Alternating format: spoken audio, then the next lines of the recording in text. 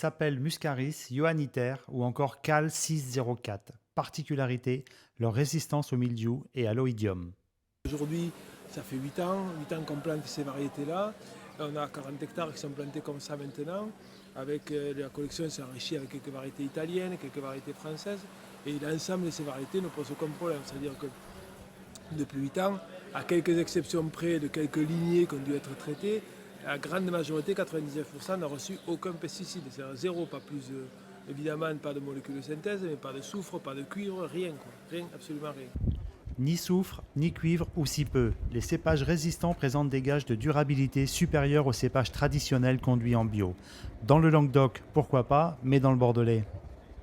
Nous avons planté en 2014 deux variétés résistantes, du Cal 604 et du Cabernet Jura. Ce sont deux cépages qui sont très tolérants aux maladies principales à Bordeaux, qui sont le mildiou et l'oïdium, notamment le mildiou, en conditions atlantiques. Ils résistent très bien au black rot. Pour ce qu'on en sait pour l'instant, puisqu'on n'est qu'en troisième feuille cette année, ils sont très tolérants à la pourriture grise. Résultat des courses, c'est une réduction de 80 à 90% des traitements phytosanitaires. Cependant, certaines variétés apparaissent plus sensibles à des maladies telles que le black rot, l'érinose ou encore la gale phylloxérique.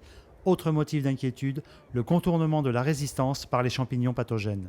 Alors les cépages résistants, ça marche. Il y a déjà plusieurs travaux au niveau européen qui montrent qu'on peut développer ce type de variété et diminuer, voire supprimer les traitements phytosanitaires. Alors, ce sont des technologies assez récentes sur lesquelles on n'a pas beaucoup de recul, mais on sait que ça fonctionne. Maintenant, en termes de durabilité sur le long terme, c'est difficile de répondre, mais il y a déjà des travaux qui sont plus anciens que 10 ou 15 ans et sur lesquels qui montrent effectivement que la résistance peut être durable dans certaines conditions. En dépit de ces résultats, c'est plutôt la résistance aux cépages résistants qui prévaut actuellement en France. Un arrêté du 30 décembre 2015 a porté un coup d'arrêt aux plantations, comme pour protéger certains précarés. Et une restriction forte qui a été mise en place par l'administration, restreignant toute expérimentation possible de nouvelles variétés et obligeant la production à repasser par une phase de 10 à 15 ans d'expérimentation, donc une prise de retard énorme pour tous les producteurs français. La situation paraît complètement surréaliste. Si on veut motiver la création, motiver les variétés de demain, parce que c'est ça l'enjeu aussi, c'est pas simplement aujourd'hui de dire il faut réduire tout ça, c'est aussi de savoir qu'est-ce que seront les variétés de demain. Est-ce que demain, les enfants cultiveront encore du chardonnay, du pinot noir, du cabernet? Il faut qu'on investisse dans la création. On a la chance en France d'être quelque part la patrie de tous les grands cépages internationaux. On a une solution qui est naturelle puisque c'est issu de croisement. On est revenu sur la reproduction sexuée, c'est-à-dire qu'on repart des pépins. Ces pépins, on les sème en plein champ. La plupart vont être attaqués par la maladie et au bout d'un an, on compte les vivants, quoi, en gros. Et sur les vivants, on va essayer d'en trouver un qui fait du bon vin. Voilà. L'enjeu n'est pas seulement technique, il est aussi commercial. Les vignerons ont besoin de volume pour faire connaître ces nouveaux cépages aux consommateurs. L'INRA se veut rassurant.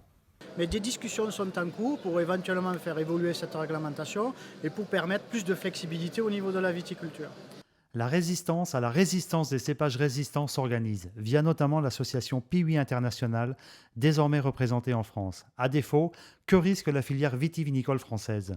Vous risquez de perdre le marché parce que toute la planète va le faire.